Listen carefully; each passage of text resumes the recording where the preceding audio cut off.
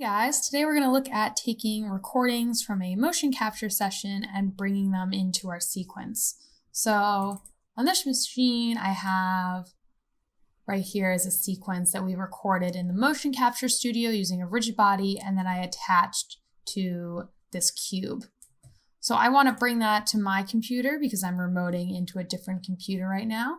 So I'm going to go ahead and show this file, and I'm going to bring it over here. Great, and then I can go ahead and download this. And I'm just going to put this in the content folder.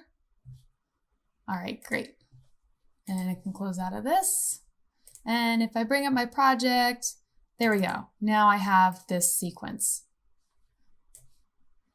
In a previous video, which I will put in the description, I already set up a sequence, does all these fun things here, and I want to add this new sequence in. So what I'm going to do is under track, I'm going to do a subscenes track, and then I'm going to add in this new motion capture sequence. And I don't want it coming in right away, so I'm going to move it to occur, I don't know, right there.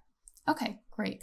So I'm going to save this, save my sequence, and hit play. And a few seconds in, there we go. We can see the cube, which I blocked. There we go. And there's our cube from our motion capture session. All right, great. And that is how you're able to add that in.